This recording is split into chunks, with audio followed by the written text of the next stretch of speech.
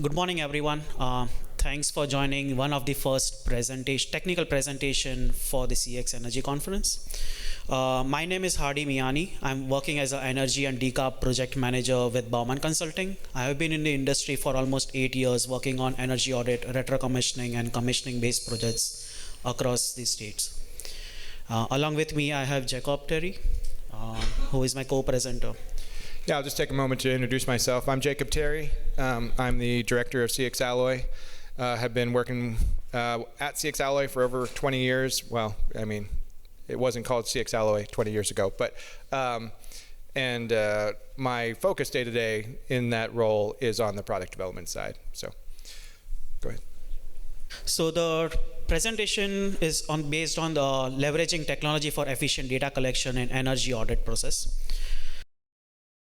Starting with the learning objectives, first we will try to understand what are the unique challenges that are associated with collecting data for energy audit and condition assessments. Then we will be identifying ways how commissioning software can help to improve the data collection process and reduce the errors while collecting the data.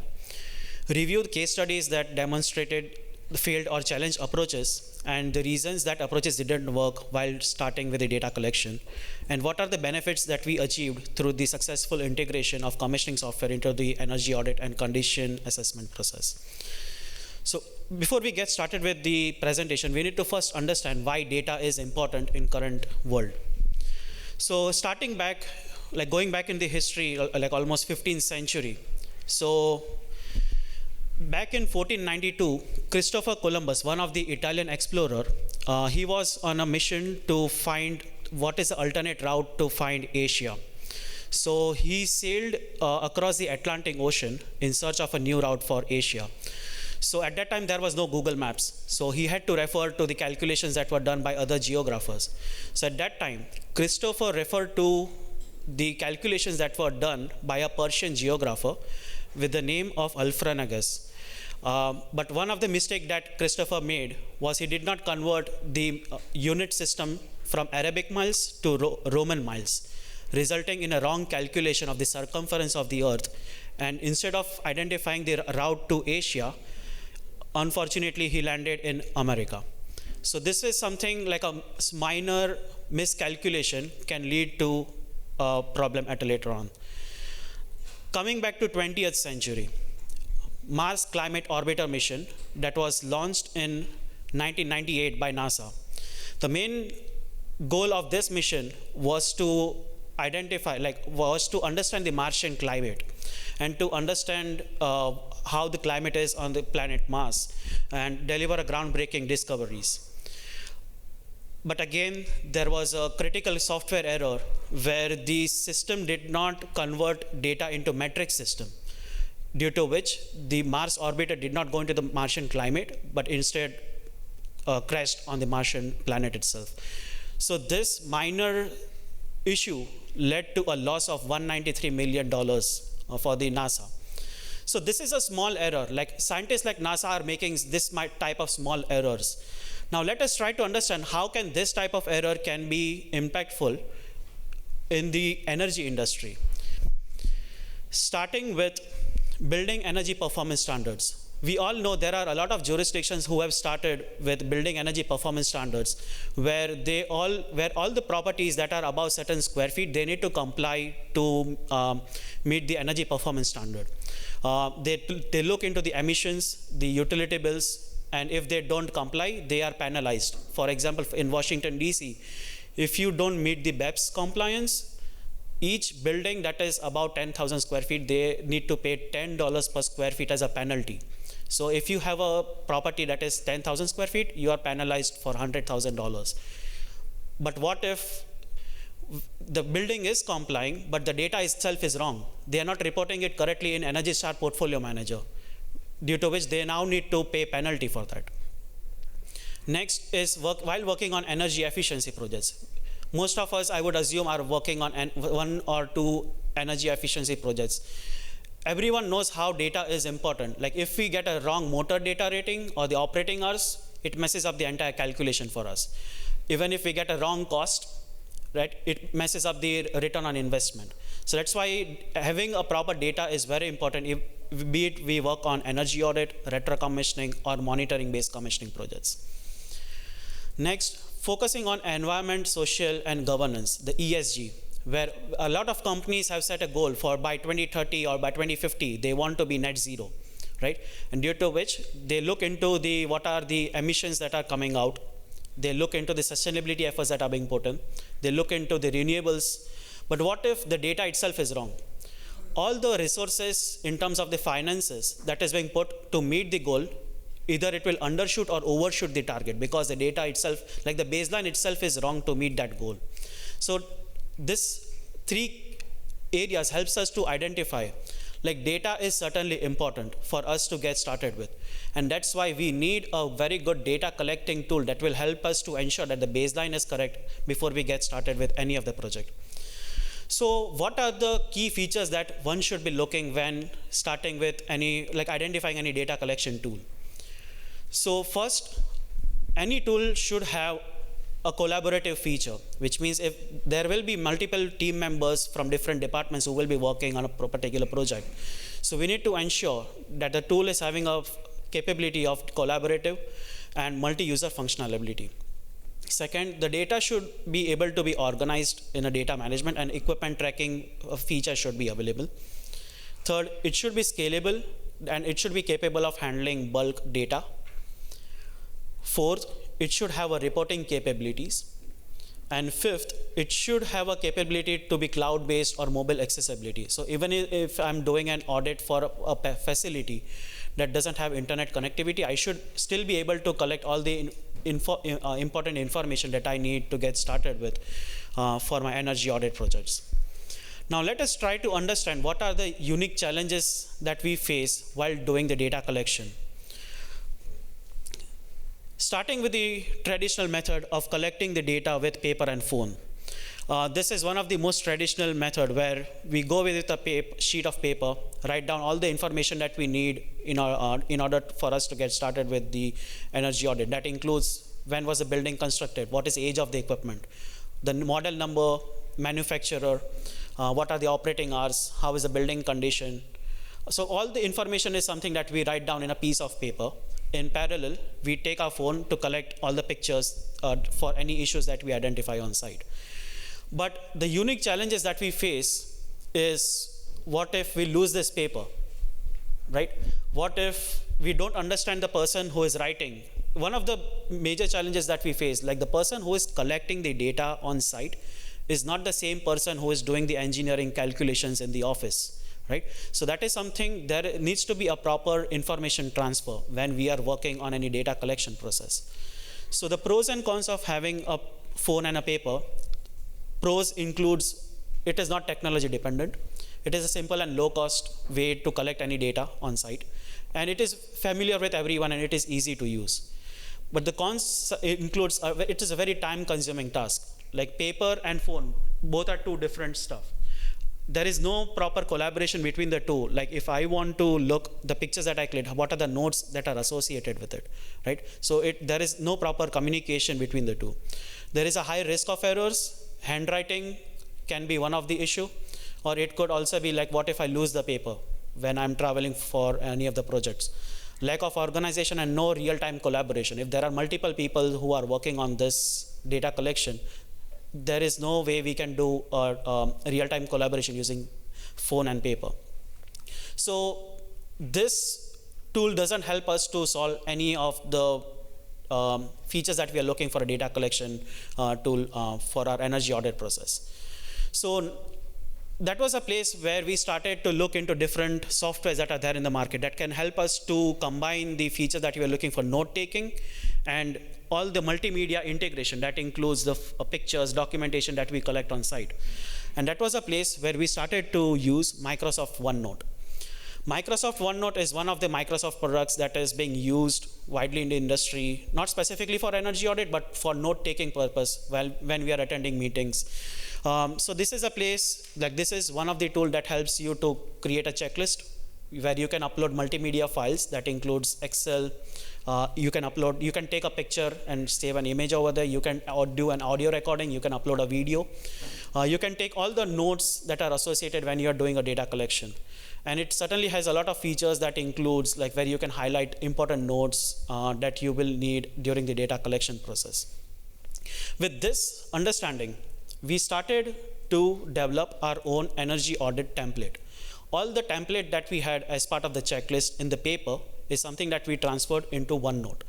And that was a place where we developed the template that includes what are the building overview, like how is the building envelope, what are the mechanical equipments that we have, what are the electrical and the plumbing equipments.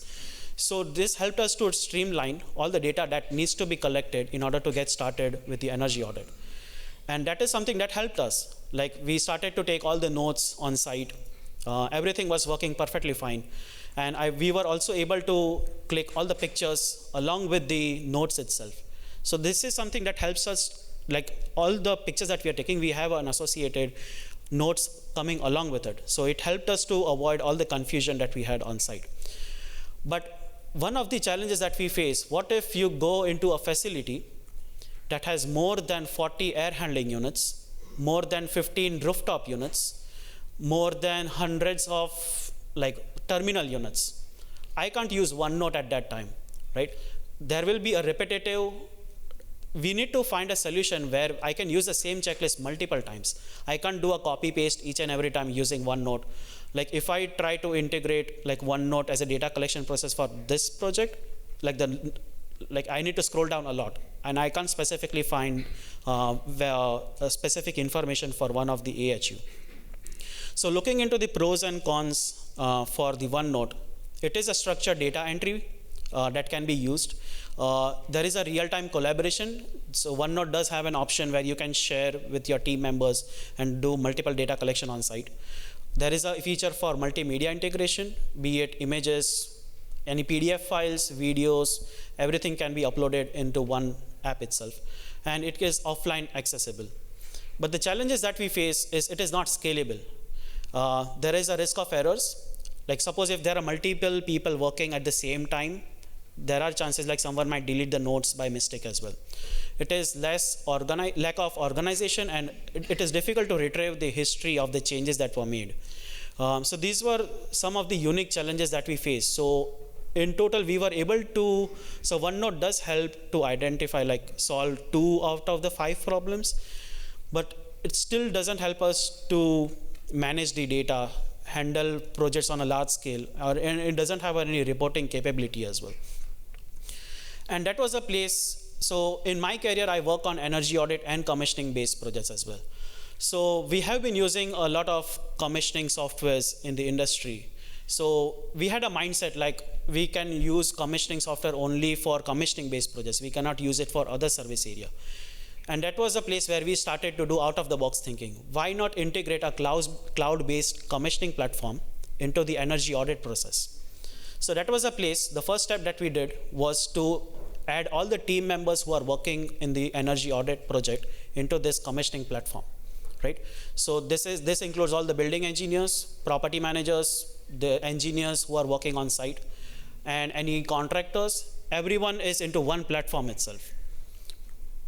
Next, we developed the energy audit checklist template on the cloud-based commissioning platform. The checklist that we prepared in OneNote, that is something now we transferred into the commissioning platform. And we compiled a list of information that is necessary for performing the energy saving calculation. So this time, I won't be going into a situation like after doing a data collection on site, after I come back to office, oh, I forgot to collect that information. Oh, I should have asked that question, right? We usually go into that type of scenario after completing the energy audit. So that is something, having this type of compiled list helps us to avoid that type of scenario about missing out the information that needs to be collected. And this is how one of the template that we created for the energy audit process in the commissioning platform. Once this template is ready, that was a place where we tried to experiment for one of the projects that we were actively working on. And that was a place where there was one air handling unit. So we put in all the information related to the air handling unit in the checklist line item.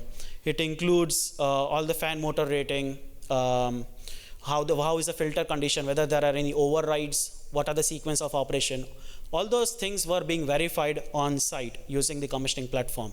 And there was a place where we uploaded all the pictures of all the air handling units in one line item itself. But this created another confusion.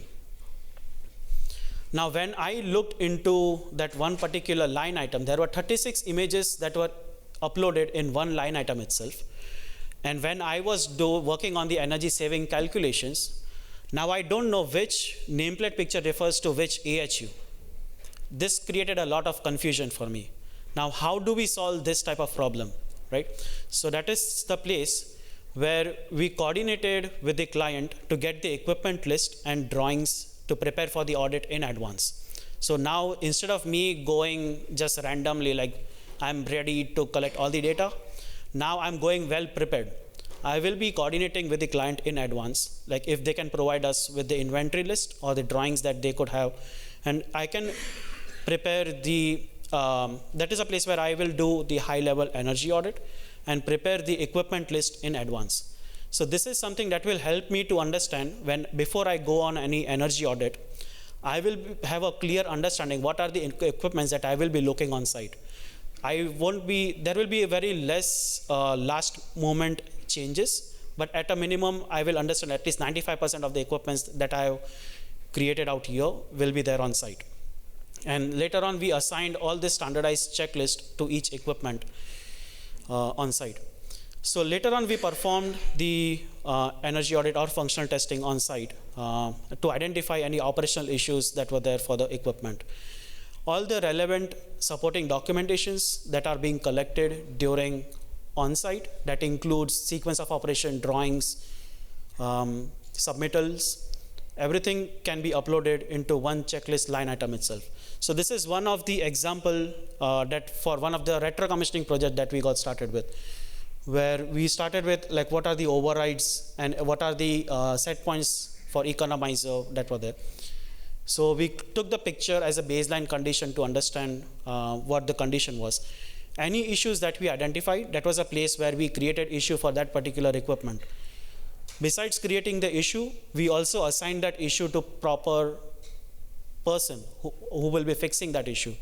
That includes the contractor, or it could be the building engineer or the property owner. So that helped us to streamline the overall data collection process. Now, whenever my junior engineer who is in the office working on the energy saving calculation, he doesn't need to reach out to me each and every time, like what are the tasks that needs to be performed while working on this project. It's pretty easy for him to understand, like this is the equipment, this is the issue, this is the calculation that needs to be done, and who is responsible for fixing the issue. So this helped to overall overcome all the issues that we faced while working on the energy audit process. Now, what if we come across a situation where we are doing an energy audit for a hotel or a multifamily building? So when we are doing audit for an apartments or a guest room, we need to use the same checklist multiple times, right? So I can't create a different equipment or different room each and every time, right? So that was a place we started to use the multiple attempts feature, right? So even if I have multiple, like suppose if I have AHU, like the example that I showed where there were 30 AHUs, but all the AHUs have the same checklist. So I don't need to create a different equipment. I can certainly use the same test script multiple times. That helped to overall streamline the data collection process for us. Next, any additional information that is being collected on site, that is something we can integrate everything into the project files. That includes the sequence of operation drawings, the submittals. And again, there is certainly a reporting feature that can be used. So this is something now, instead of having multiple platforms for using data collection as a process, we started to use this commissioning platform which integrated everything into one, so which helped to reduce all the issues that we had in the past while working on the energy audit process. So this is something that helped us to fix all the issue. So like how commissioning software helped us to fix that is collaborative, where multiple team members can work together at a given time. All the data is organized into one platform itself. It is scalable depending upon the number of equipments that you have on site or the number of guest rooms or apartments. It is scalable and you can use it on any size of the project. It has a reporting capabilities and it is cloud-based. So even if you're able to work in offline, this is something that we can use. Now, this is something that helped us to solve 5 issues that we have during the data collection. But what about the flexibility, right? You might have a project that might not require so much of tedious effort for doing the data collection. So now let us try to understand from Jacob how a commissioning platform can help us to fix the flexibility issue.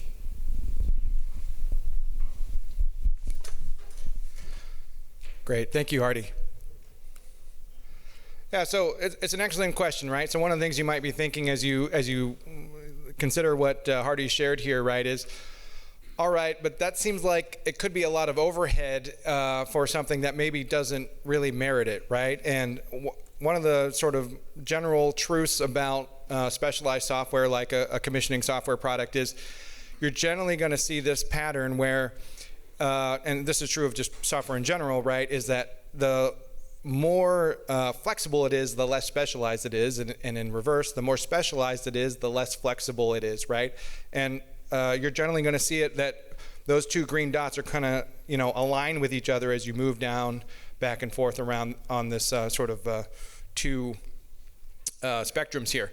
And it doesn't have to be perfectly straight. You can maybe have an angle, right, where you have something that's got a little bit more specialization but still flexibility, but there's still a linkage there and a correlation that you're generally going to experience, right? And so one of the things that can come out of that is you go, I don't know if it makes sense to use something that has all this specialization and therefore, it's got all this extra sort of overhead administrative work perhaps set up that it feels like it's maybe too much. And I want to be fair that could definitely be true for projects. But I think the other thing to consider, though, is that you don't generally have to leverage the specialized tool all the way to its full facilities to still get some of the benefits out of it. And so you can choose to sort of engage with it to the level that feels appropriate. And I want to use condition assessment scenarios to demonstrate some of these choices that you may want to consider when leveraging a platform like a commissioning software to do this type of work. So condition assessments have a lot of overlap with energy audits in terms of, they're not commissioning, but they have some overlap. Often commissioning firms and commissioning groups and professionals are going out there to do this work.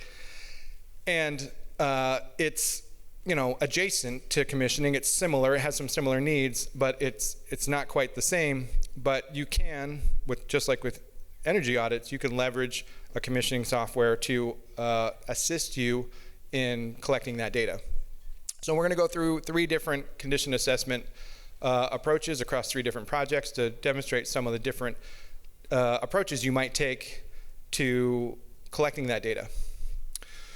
So the first case study here is a hospital endoscopy wing, and this is a very small scale scenario. So this is an approach you might take if you have a really simple situation. In this case, we got just one department, one wing of a hospital, and they were only looking at a few mechanical components of it, right?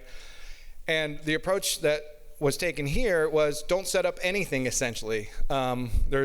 There's one piece I'll touch on about sort of some custom configuration setup they did, but very little setup, and then to create the issues on site, during the site walk, on the visit, and create nothing beforehand, and just then use that information, those issues that were identified on site, to fill out the report, right?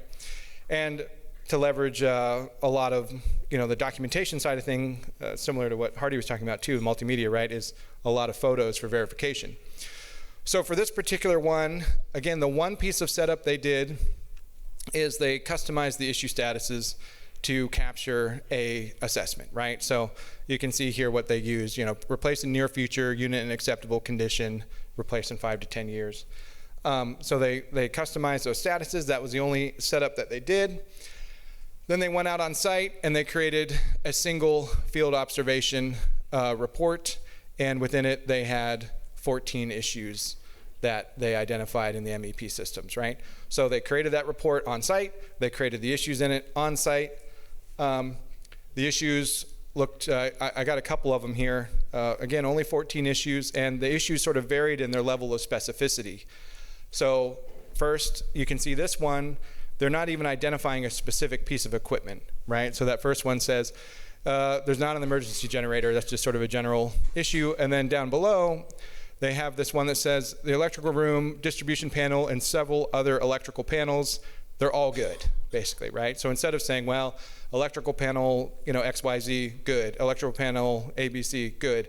They're just like, look, I'm gonna create one issue, captures the whole thing. Panels are good, right? Now, one thing that's worth noting here, though, is they did still leverage a lot of photos, right? So in this particular one, they attached, took 11 photos of those panels and attached them to the issue as the documentation and verification of that assessment that they made there. But this approach still does let you get more specific if you want to, right? Very free form, ultimately, right? So in this case, you can see they've actually named some specific equipment, right? That first one, EF5. The second one there says RTU2, right? These are specific pieces of equipment that we're identifying. So, again, you have that flexibility. Very good for these small assessments where it's essentially just a single report you're going to be delivering as part of it. One, if I could nitpick, one minor improvement that they might have made here is to actually leverage these fields, in particular the asset field, perhaps, right? So if you're going to name a specific asset there in the issue, maybe associate it directly as a listed entity to get a little bit more structure to your data.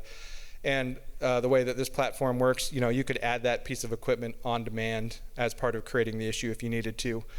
But again, the scale of this, right? We got 14 issues. It's not that big a deal, but it's a type of thing where if they come back to you and say, hey, can you go and do this other area and do this other one, and you're going to maybe use the same project and extend it, you may later go, oh, I wish that we had got a little bit more structured in how we recorded the data, and there's not much of an additional effort to do that. So, that would be my one little nitpick, to maybe go a little more detailed, but ultimately, again, the idea here is, well, only do what the job calls for, what the fee calls for, right? And leverage the tool to the way it's effective to you, and don't go overboard with it to do more than really you or the client's gonna benefit from.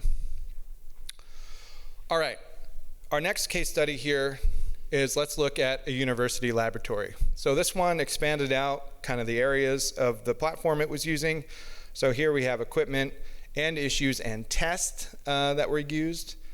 And this specific one, I think the equipment was known beforehand on this one, but you don't have to know the equipment beforehand. Hardy touched on that with the energy audit. They had one where, or they found that for their energy audits, it was useful and helpful to have that equipment known and brought into the project before they started. And I do think that's generally helpful, but it's not required, right? You could on site create the equipment as needed, and then create associated issues to it if you want to. In this case, right, they're going to do an equipment assessment. They're going to collect some additional information through those associated tests. One thing that they've done here is they've separated out the condition that they are identifying from their recommendation, right? So in that last one, in some condition assessments, you'll see you sort of put them together, right? The assessment or the recommendation is essentially the condition assessment, right? So it's like replace in 5 to 10 years. Well, that's both its condition, so to speak, and what you recommend they do. A different approach you can take, a little more granular, is to say, well, the condition is good, and my recommendation is replace in 5 to 10 years.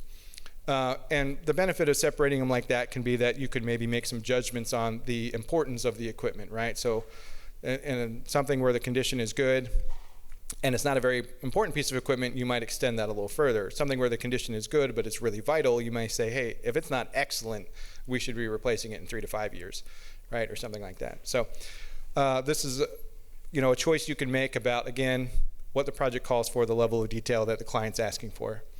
In this case, in terms of setup, they customize the equipment and the test statuses, but not issues. So let's look at that. So here for the equipment statuses, right, they have it needs replacement, 1 to 3 years of life remaining, 3 to 5 years of life remaining, 5+ years of life. That's what they use there. And then for the tests, they were using the test as a place to kind of use the statuses of the test to make those kind of high-level recommendations, right? And these are cut off a little bit, but you'll be able to see them in more detail in a moment. But basically, is it operational? Is it inoperational? Are there no deficiencies, some deficiencies, right? And now they didn't customize the issue statuses, but they did customize the priorities on those issues as the place where, so they were using this sort of regular flow for issues. It's open, it's been resolved, it's closed, and so forth. But then they leveraged the priority as the mechanism to make a recommendation about how to address that particular deficiency that they'd identified. So this is a test that they filled out here. So you can see, they're going through these questions and answering them. These are pretty standard. They're not asking for a lot of data collection here. Just, answer this question, yes, no. Attaching issues to it, files to it. You can see there on the right, those highlighted items are for associated issues and files. And then up in yellow at the top, is a little bit hard to read, is it says the status of it, there, which is essentially their recommendation, right? Equipment operational deficiencies as noted. It's a little hard to read in that yellow, but that's what that status says, right? So that is that kind of medium-term approach, right? So it's a little more structured, a little more detailed, a little bit more setup, but again, not as far as you could go because that project didn't really call for it, right? So if we go and we look at our third case study here, our last one is an office tower. Here, the big sort of addition here is to leverage equipment attributes, which are just like additional pieces of data, additional metadata with the equipment. So they've used issues, equipment, and checklists, which are functionally very similar to tests. So from that perspective, somewhat similar to the last one, but the difference here again is really leveraging these equipment attributes. And as we'll look at in a minute in their checklist, they are asking for a lot of information, not only like nameplate data and performance data, but then also condition assessment as part of that, and went very granular on the condition assessment, right? And they used a bunch of these custom attributes to really break down that condition assessment into a more detailed sort of evaluation, which I'll show in a moment. And then they leverage the issues not only to identify deficiencies and recommendations for those, but also used it as a tool to identify potential energy conservation opportunities and replacement needs. So let's look at some of the setup here. So in this case, they leverage the equipment statuses for the condition, right? This is that sort of a 1 to 5 scale, excellent down to failed there. And then for the issue statuses, as I mentioned, they use those as sort of a categorization tool more, where they were saying, okay, this is a repair issue, this is a replacement or capital improvement issue, or this is a energy conservation opportunity. So this right here is this extra layer that they applied, which is the attributes, right? So they defined a whole bunch of additional attributes that for each piece of equipment that they wanted to track. And I'll just, if you can't read from the back there, right, what are these? Well, age, overall condition rating, useful service life, year installed, priority level, and then material is an additional one. They had even a couple more than this, but those are some of the key ones that they brought in. And so they're really trying to get much more detailed on the information. And then for each of those, they were separately assessing, they were doing room checkouts, room assessments here. They were assessing the flooring, the ceiling tiles, the doors, and the interior walls all independently as part of this effort, right? So quite detailed in terms of the level of information gathering they were performing. The way that this looked, this is just an example of a checklist, right? And you can see this set of questions here, and most of these, more than half of these, the question is ultimately about recording a piece of information rather than answering a question about is it good or not. It's like, give me this particular piece of data. And we can look a little closer at them. So for example, they have a service life and age where they say, okay, record the useful service life, the year installed, the age, right? We come down here and they have these questions about, okay, give it its overall condition rating, and then give it this priority level, right? So how do you assess it, and what do you think the replacement timeline should be? And recording all of this independently for these different pieces of equipment. What that ends up looking like, this is the attributes associated to a single piece of equipment once this project is complete, right? So you can see they got 19 individual data points that are tracked here, right? And again, it goes from nameplate data to these specific pieces of information about its assessed, current condition and assessed recommendation about how to proceed. Along with, they even put in some estimated cost information as part of this approach as well, right? So really quite detailed approach that they did here. And finally, they leveraged the issues like we talked about to identify those replacement, repair, and energy saving opportunities situations. And you can see up there, the status of this one is replacement, capital improvement. So again, they use those statuses sort of as categorization in this case, and then gave it that priority 1. They also customized the priority from like a 1 to 5 scale, I believe, on this particular project.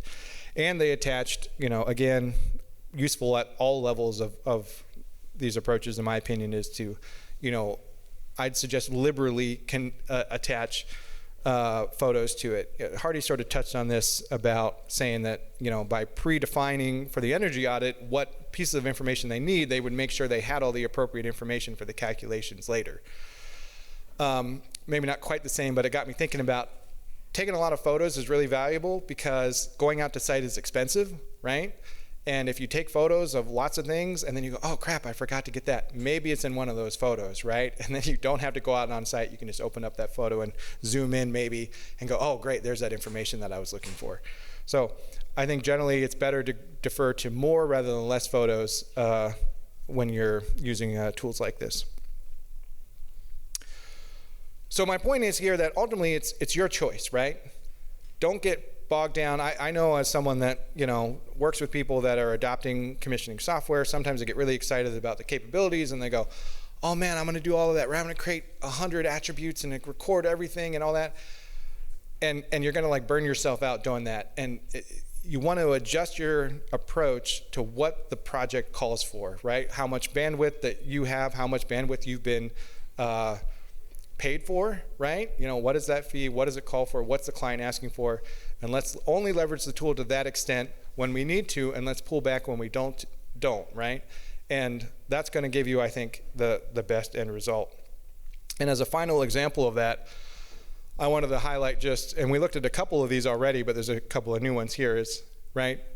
You choose like how detailed you want to go. So we looked at a couple, the top left and the bottom right, are these sort of examples we already looked at. Okay, I'm going to assess from a 1 to 5 scale, or I'm going to assess on this, 1 to 3, 3 to 5, 5+ years remaining, or you could go super simple. And these two on the bottom left and the top right are this really simple approach I saw in some of these condition assessment projects, right? My favorite one is that top right one, right, which was running, not running. That's the assessment.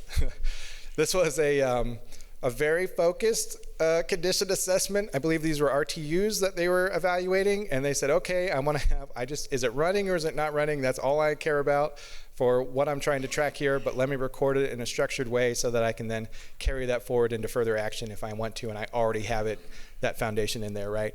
Or you have this very simple one again, down on the bottom left, even less. There's only 2 statuses. It's either in scope or out of scope, right? Or not in scope.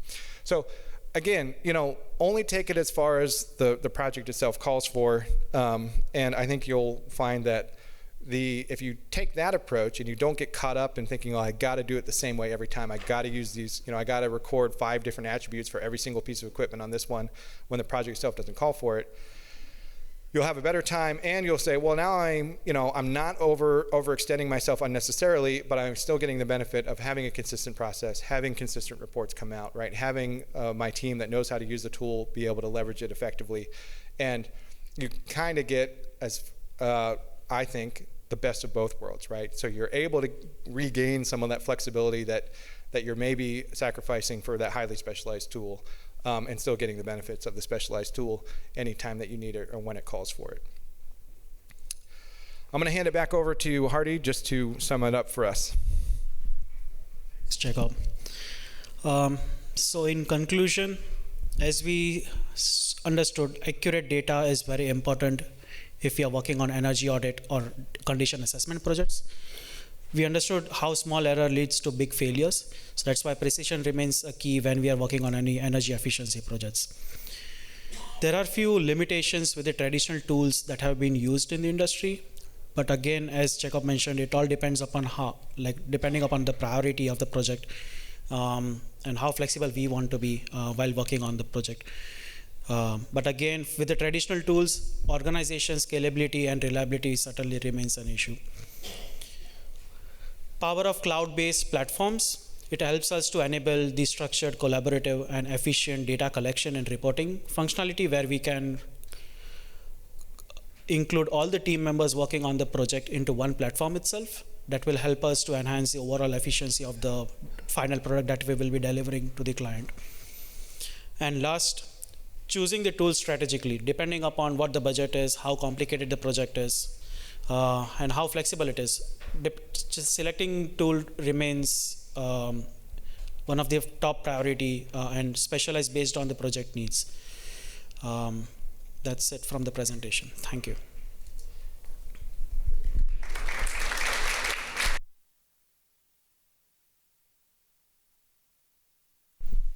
Open to questions. Yeah, we got time for questions now.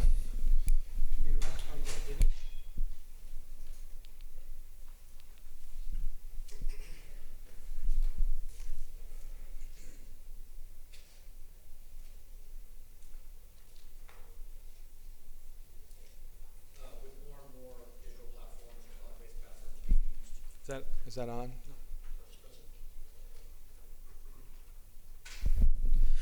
With more and more digital and cloud-based platforms being used, what's in this particular case, what was your export to the client, right? They're not owning that software platform, so how is the data getting migrated over to the client?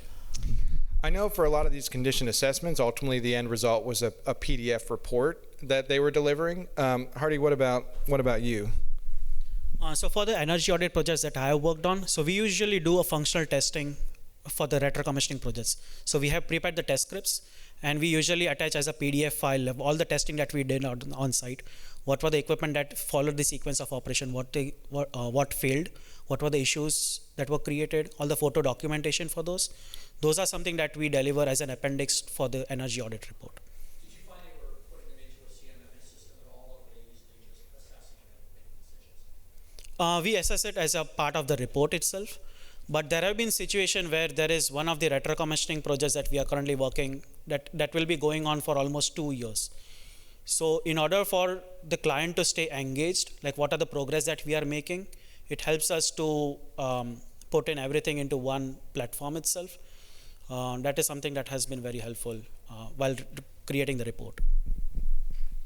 I'll say I have seen, with these types of condition assessments, I've generally not seen much more than a report as the end result, just because, again, often condition assessments are, even the larger ones, are kind of a smaller scale thing that a report is ultimately what they're looking for. I don't know if it's happened, I'm not familiar if it's happened on condition assessments, but I have seen a number of commissioning projects where, there's a goal and it's achieved at the end to export as an Excel file, for example, and then import to a CMMS. But I'm not aware of anywhere they've taken the data from a condition assessment, at least, that next step. I've seen that almost always just be a report they hand over for the owner to take action on. Sorry, one more thing to add on the reporting. Another thing that we attach in the report is the equipment list. Sometimes the property owner don't have the nameplate picture of all the equipments that they have on site. So during the energy audit process, we do collect all the information and upload it in the equipment list itself. So that record helps and in long term, it helps the client to maintain what are the equipment that are there on site, along with the nameplate picture. Another question? So if a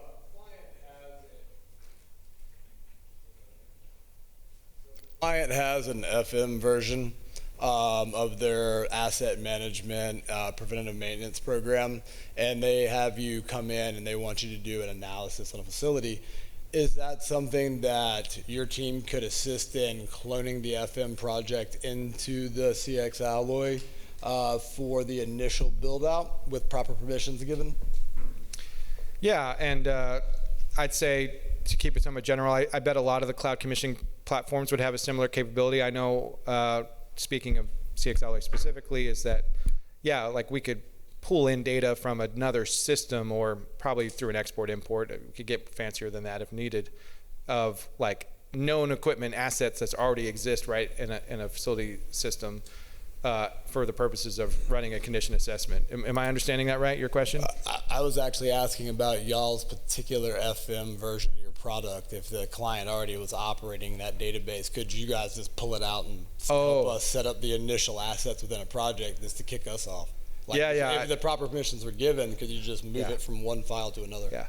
Well, what's funny is we do have that capability, but also it's immaterial because we have our CX Alloy has a facility maintenance product, but we're actually ending that product. So come next year, it won't be around anymore. So I wouldn't recommend pursuing any migrations into it. Yeah. Any other questions? Over here. You want to ask real quick? Go ahead. Kind of a two-part question. First part is, how often do you actually get equipment list and accurate as-built drawings before you go to a site to do an energy audit? My experience is it doesn't happen, plain and simple. So you're basically going in blind, all right? And you're trying to figure out what have they got. The people who are operating the O&M staff sometimes know, sometimes don't know. And any details on it? Never. That said, if you're going to take and try to put together some type of cloud software, the variables are so much, you're having to create all these different versions of it that I can't help but question what's the cost to me doing that instead of doing it while on site, instead of going to the site trying to develop these versions. And if you do energy audits, the budgets aren't very, very big to start with, so you don't have a lot of time that you can sink into it. What's the solution? First, I do agree. Not each and every existing building have an updated as-built drawings. Over a period of years, they do tend to change the motors or some other equipment. So that certainly remains one of the biggest issue. But it is also sort of an indicator for us, like what was the original equipment for which the system was designed for versus what it is currently installed. If we see any discrepancy, like suppose if the original equipment was supposed to be like 50 tonnage capacity, but now it is operating at 20 tonnage, like a new equipment, that is sort of an indicator for me like it is undersized for. So that is one of the issue that I can create on site if I see any discrepancy in the equipment, existing equipment. With regards to your second question, again, that is something that needs to be collaborated with the building engineers on site for collecting all the information that we need. It doesn't need to be too much tedious like the process that I went through in terms of the data collection. But one thing, though energy audit projects are very low in budget to get started with, but one thing that I've learned from my personal experience, if we don't collect the data on site, there is no way to do any engineering calculation at a later stage. It led to another site visit for us because during the first visit itself, we did not collect the data properly. So doing another site visit again is an added cost. So instead of that, what I would prefer on my end is to collect during the first attempt itself, during my first site visit, I would collect as much accurate data as possible so that I don't need to go for another site visit to complete my energy audit process. And I'd add just one piece to that to say that keeping in mind, what I was saying there about, I do think you want to consider carefully the scope of what's being asked for and what you have to deliver at the end. And if you don't have to deliver anything more than sort of a couple-page narrative or report on recommendations, don't create all this stuff beforehand, right? Just create some issues, and really the benefit of using a platform that you have at that point is basically just your familiarity with it, the ease of generating the report at the end. But it's not too much different from like writing it up in Word or something. But the thing I'd be careful about is if there's a chance that's going to be a bigger scope, a chance it's going to extend, a chance they're going to ask you to like go and do a more detailed thing or generate a different sort of view of the data in a second report or whatever.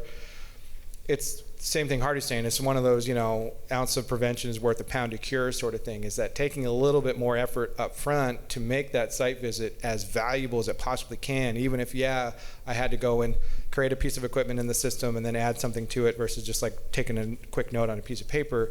But that's going to pay you back down the road when they say, okay, well, can you isolate your report to only this set of equipment and turn it in this way? And it's like, okay, well, I already have it in this structured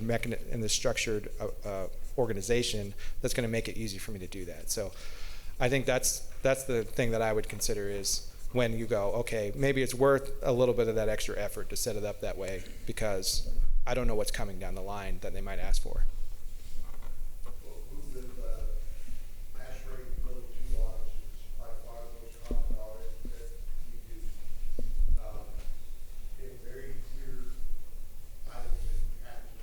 Mm.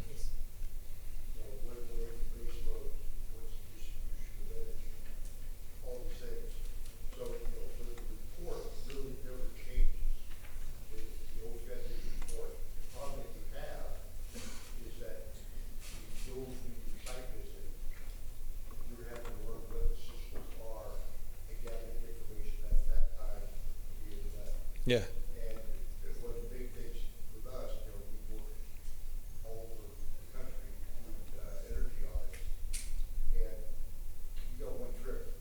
Yeah. That's it. So you go there, you spend the time and try to get everything at that time. So basically what I was driving at is that you have some type of pre-programmed software that you use as a checklist. You have to have so many different versions that it's impractical 90% of the time for us. All right. Yeah, I don't know. It'd be worth further discussion about that, but point taken. I think we had one more question back here, probably the last one. My question is, when we're doing energy audits at my company, I am definitely that engineer that is not always on site, and so I'm relying on someone else to gather that data for me. And we typically use PlanGrid instead when we're doing our site assessments because we can compare with the actual drawings with what's going on in there. But using CX Alloy for commissioning, I don't think that that's as much of a feature to rely on the drawings as much. So how would you recommend, from one person to another indicating where those big differences are? If a piece of equipment is in a different room than shown on the drawings, or if they've changed it out for something entirely different, what's kind of the best way to show that through CX Alloy? Yeah, that's a good point. And one thing I'd say is, if you have a process that heavily relies on the drawings, you find that works well for you. I mean, I keep going that way. In terms of in CX Alloy, specifically, the way is you would attach.